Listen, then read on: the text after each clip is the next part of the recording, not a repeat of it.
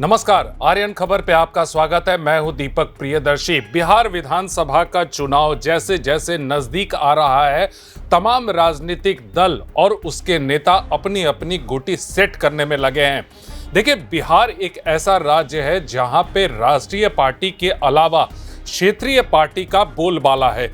यहां जो स्थिति बनी हुई है पिछले कई वर्षों से, आप देखेंगे 25-30 वर्षों से जो स्थिति बनी हुई है, राष्ट्रीय पार्टियों को क्षेत्रीय पार्टियों के पीछे रहना पड़ता है, चाहे वो बीजेपी हो या फिर कांग्रेस हो। एक तरफ बीजेपी नीतीश कुमार का मुंह देखती है, वहीं पे कांग्रेस को लालू यादव और अब तेजस्वी यादव का मुंह देखना पड़ रहा है।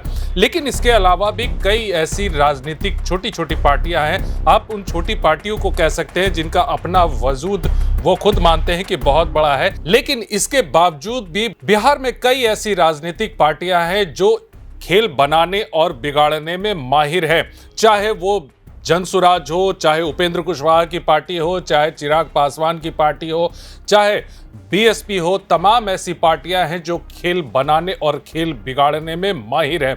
अब क्या उनकी स्थिति रहेगी, क्योंकि इन छोटी पार्टी की भूमिका से इनकार भी नहीं किया जा सकता, क्योंकि पिछले बिहार विधानसभा चुनाव में भले ही चिराग पासवान की पार्टी ने कोई सीट न जीती हो, लेकिन नीतीश कुमार की पार्टी जेडीयू को कितना डैमेज किया ये सबने देखा है। इस बार के बिहार विधानसभा के जब चुनाव होंगे, उसमें क्षेत्रीय पार्टियां, खास करके छोटी जो क्षेत्रीय पार्टी हैं, उनकी कैसी भूमिका होगी और क्या भूमिका होगी, इस पर हमारी आज की स्पेशल रिपोर्ट है। देखिए इस रिपोर्ट को। सबसे पहले बात ओवैसी की पार्टी की। चर्चा की शुरुआत एआईएमआईएम से करते हैं। ये भले ही बिहार में क्षेत्रीय पार्टी न हो, पर पिछले कुछ चुनाव में राज्य में इसका प्रभाव बढ़ा है। हालांकि ऐसा समझा जाता है कि एआईएमआईएम और महागठबंधन का वोट बैंक लगभग एक जैसा है। शायद यह भी एक कारण है कि एआईएमआईएम पर एनडीए को फायदा पहुंचाने का आरोप लगता रहता है। लेकिन इन आरोपों के बावजूद एआईएमआईएम बिहार चुनाव में फिर से मजबूती से ताल ठोकने की तैयारी में है। अब सवाल यह है कि आखिर ऐसी क्या वजह है कि बिहार चुनाव में ओवैसी और उनकी पार्टी सुर्खियों में रहती है? तो इसका जवाब इस पार्टी के चुनावी रिकॉर्ड में छिपा है। दरअसल ओवैसी ने तेलंगाना सहित कई राज्यों के बाद बिहार में एआईएमआईएम का विस्तार करना शुरू किया। इसी कड़ी में 2015 में हुए बिहार विधानसभा के चुनाव में एआईएमआईएम 6 सीटों पर चुनाव लड़ी, लेकिन इसको सभी सीटों पर हार का सामना करना पड़ा। इस चुनाव में एआईएमआईएम को 0.2% वोट मिले, पर पार्टी ने हार नहीं मानी। फिर क्या था, पार्टी ने राज्य में अपनी जड़ों को मजबूत करना शुरू कर दिया, जिसका परिणाम ये हुआ कि बिहार विधानसभा चुनाव 2020 में एआईएमआईएम ने राज्य में धमाकेदार प्रदर्शन किया। इस चुनाव में पार्टी ने 20 सीटों पर चुनाव लड़ा, जिसमें से उसे सीमांचल के 5 सीट अमौर, बहादुरगंज, वायसी, जोकीहाट और कोचाधामन पे जीत मिली। वहीं एआईएमआईएम को 1.24% वोट मिले। जाहिर सी बात है कि एआईएमआईएम के वोट प्रतिशत में 1.04% की बढ़त हुई। वहीं एआईएमआईएम की सफलता का असर महागठबंधन पर ज्यादा देखने को मिला। अगर चुनावी आंकड़े निकाले तो बहादुरगंज को छोड़कर अन्य सीटों पर एनडीए दूसरे नंबर पर रही, लेकिन महागठबंधन और एआईएमआईएम को मिले वोट को जोड़ दें तो इन सभी सीटों पर महागठबंधन की जीत हो सकती थी। मतलब साफ है कि एआईएमआईएम की जीती हुई 4 सीटों पर महागठबंधन का कब्जा हो सकता था, लेकिन ऐसा हो नहीं पाया। इसके अलावा एआईएमआईएम से लड़कर एनडीए को जिन 6 सीटों नरपतगंज, बरारी, प्राणपुर, साहिबगंज, रानीगंज और छातापुर में जीत मिली। इससे रानीगंज में एनडीए और महागठबंधन में हार जीत का अंतर महज 1992 वोट का रहा। यहां एआईएमआईएम को 2412 वोट मिले। अगर यहां एआईएमआईएम अपना प्रत्याशी खड़ा नहीं करती तो रानीगंज की सीट महागठबंधन के खाते में जाती, यानी एआईएमआईएम के कारण महागठबंधन को काफी नुकसान सहना पड़ा। वैसे सिर्फ विधानसभा चुनाव में भी नहीं, कुड़नी में हुए उपचुनाव में भी एआईएमआईएम ने महागठबंधन को जीतने से रोक दिया। जैसा कि हम जानते हैं कि लोकसभा चुनाव में एआईएमआईएम ने विरोधियों को जोरदार टक्कर दिया था। आंकड़ों के अनुसार 2019 में एआईएमआईएम बिहार में मात्र 1 सीट किशनगंज पर चुनाव लड़ी और पार्टी 26.78% वोट हासिल कर तीसरे नंबर पर रही। इसके साथ ही लोकसभा चुनाव 2024 में एआईएमआईएम 11 सीटों पर चुनाव लड़ी। इसमें किशनगंज में पार्टी के उम्मीदवार अख्तरुल ईमान को 26.87% वोट मिला। वैसे लोकसभा चुनाव में एआईएमआईएम भले ही कोई सीट जीतने में नाकाम रही हो, लेकिन किशनगंज लोकसभा क्षेत्र में पार्टी का दबदबा देखने को मिल रहा है। इससे यह साफ है कि ओवैसी की पार्टी के कारण बिहार विधानसभा चुनाव में उठापटक देखने को मिल सकता है। वैसे ओवैसी के लिए असली परेशानी भरोसेमंद उम्मीदवार खोजना है। पिछली बार आरजेडी ने एआईएमआईएम के 4 विधायकों को अपनी ओर मिला लिया था, लेकिन एक सच्चाई यह भी है कि कोई भी पार्टी एआईएमआईएम को हल्के में लेने की गलती इस बार के चुनाव में नहीं करेगा। एआईएमआईएम के साथ बिहार में वीआईपी मजबूत क्षेत्रीय पार्टियों में से एक है। जैसा कि देखने को आया कि 2020 में एनडीए के रहते हुए वीआईपी 11 सीटों पर चुनाव लड़ी और 4 सीटों पर जीती। इस चुनाव में वीआईपी को 1.52% वोट मिले, लेकिन बीजेपी ने 3 विधायकों को अपनी पार्टी में मिला लिया, जिसके बाद मुकेश सैनी एनडीए को छोड़कर महागठबंधन में शामिल हो गए।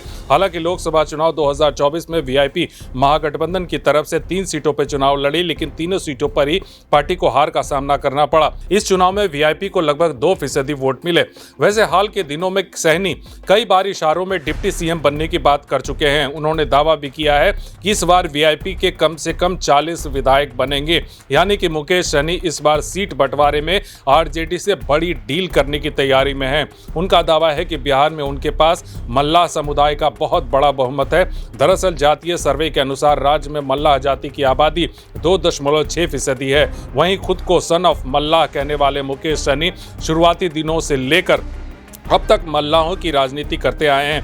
वे अन्य राज्यों की तरह बिहार में भी निषादों के लिए आरक्षण की मांग करते रहते हैं। हालांकि बिहार में निषादों में करीब 2 दर्जन उपजातियां शामिल हैं और एक अनुमान के मुताबिक करीब 7 से 8% आबादी निषादों की है, जबकि मुकेश सहनी का कहना है कि बिहार में निषाद जाति के करीब 14 से 15% वोट बैंक है। इस जाति का सर्वाधिक प्रभाव दरभंगा, मधुबनी, मुजफ्फरपुर, वैशाली, खगड़िया जैसे क्षेत्रों में है। ऐसे में मुकेश सहनी चुनाव को लेकर बड़ी तैयारी करने में जुट चुके हैं। देखें तो बिहार की राजनीति में लेफ्ट पार्टियों का भी बड़ा प्रभाव है। पिछले विधानसभा चुनाव में लेफ्ट पार्टियों ने भी जोरदार वापसी की थी। चुनावी आंकड़ों के अनुसार बिहार विधानसभा 2015 में एनडीए और महागठबंधन दोनों के खिलाफ लड़ते हुए लेफ्ट पार्टियों को 3.57% वोट मिले। वहीं इसको 3 सीटों पर जीत मिली। लेकिन बिहार विधानसभा चुनाव 2020 में लेफ्ट पार्टियां महागठबंधन में शामिल हो गई। इसके बाद तीनों वामपंथी दलों ने 29 सीट पर एनडीए को चुनौती दी, जिसमें उसे 16 पर जीत मिली। इस चुनाव में तीनों वामपंथी दलों को कुल 4.67% वोट मिले, जबकि महागठबंधन में शामिल कांग्रेस 70 सीटों पर चुनाव लड़कर भी मात्र 19 सीट जीतने में कामयाब हो सकी। ऐसे में आरजेडी इस बार कांग्रेस से ज्यादा वामपंथी दलों पर भरोसा करते दिखे तो कोई आश्चर्य नहीं होगा, जिसके कारण आगामी विधानसभा चुनाव में एनडीए के लिए वामपंथी बड़ी परेशानी बन सकते हैं। वैसे बिहार में होने वाले चुनाव में बीएसपी भी हाथ आजमाती रही है। मायावती की पूरी कोशिश रही है कि बिहार में बीएसपी मजबूत हो। हालांकि 2015 में बीएसपी सभी 243 सीटों पर चुनाव लड़ी और सभी पर पार्टी को हार का सामना करना पड़ा। वहीं बीएसपी के हिस्से में 2.1% वोट आए, जिसके बाद 2020 में बीएसपी ने एआईएमआईएम और उपेंद्र कुशवाहा की राष्ट्रीय लोक समता पार्टी से गठबंधन किया, जिसमें बीएसपी ने 78 सीटों पर चुनाव लड़ा और 1 सीटों पर उसे जीत हासिल हुई, जबकि 2020 में बसपा को 1.49% वोट मिले। बाद में बीएसपी से चुनाव जीतने वाले जमा खान भी जेडीयू में शामिल हो गए। वैसे भी मायावती को दलितों और पिछड़ों का बड़ा नेता माना जाता है, इसलिए इस बार वो बिहार में पार्टी का पुराना रिकॉर्ड जरूर सुधारना चाहेंगी। वैसे बीते दिनों बीएसपी के प्रदेश प्रभारी अनिल कुमार ने ऐलान किया था कि इस बार बीएसपी सभी 243 सीटों पर चुनाव लड़ेगी। ऐसे में बिहार में बीएसपी इस बार सभी सीटों पर एनडीए और महागठबंधन की नींद हराम कर सकती है। इसके अलावा आगामी चुनाव में आरएलजेपी भी ताल ठोकने की तैयारी में है। हालांकि बीते कुछ समय से ऐसी चर्चा थी कि पशुपति पारस महागठबंधन में शामिल हो सकते हैं, लेकिन आरएलजेपी ने ऐलान कर दिया है कि पार्टी सभी 243 सीटों पर चुनाव लड़ेगी। अगर ऐसा हुआ तो इससे एनडीए को बड़ा नुकसान हो सकता है, क्योंकि चिराग पासवान और पशुपति पारस दोनों ही रामविलास पासवान परिवार से हैं। ऐसे में पासवान जाति के 5.31% वोट के बिखरने की संभावना से इनकार नहीं किया जा सकता। हालांकि चाचा भतीजे की लड़ाई चुनाव परिणाम पर बड़ा असर डाल सकती है। बिहार में एक ऐसी भी राजनीतिक पार्टी की चर्चा जरूरी है जिसको बिहार विधानसभा के चुनाव में किस्मत आजमाना अभी बाकी है।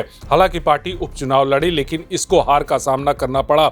लेकिन एक सच्चाई यह भी है कि उपचुनाव और मुख्य चुनाव में अंतर होता है। ऐसे में उपचुनाव में मिली हार से किसी पार्टी की ताकत का अंदाजा नहीं लगाया जा सकता।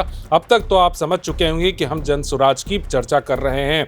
वैसे सियासी गलियारों में प्रशांत किशोर को बिहार की राजनीति का बड़ा खिलाड़ी माना जाता है, लेकिन वे पूरी ताकत से बिहार की सभी सीटों पर चुनाव लड़ने का ऐलान भी कर चुके हैं। अब प्रशांत किशोर से किसको नुकसान और किसको फायदा होगा, यह तो चुनाव के बाद ही पता चलेगा। सभी पार्टियों के अपने अपने दावे हैं। इन छोटी छोटी पार्टियों के दावे तो बहुत हैं, लेकिन सबसे बड़ी लड़ाई जो होती है और लिटमस टेस्ट जो होता है वो उस दिन होता है जब वोट पड़ते हैं। बिहार की जनता किसे एक्सेप्ट करती है, किसे स्वीकारती है, किसे नकारती है, ये वोट की चोट से पता चलेगा। दावे सबके बड़े बड़े हैं। इन छोटी पार्टियों का दावा बिहार विधानसभा चुनाव में इन राजनीतिक दलों के कितने विधायक पहुंचते हैं या फिर ये सिर्फ पार्टियां सिर्फ वोट कटवा बनकर रह जाएंगी, ये देखना होगा, क्योंकि चुनाव के परिणाम सब कुछ बताएंगे।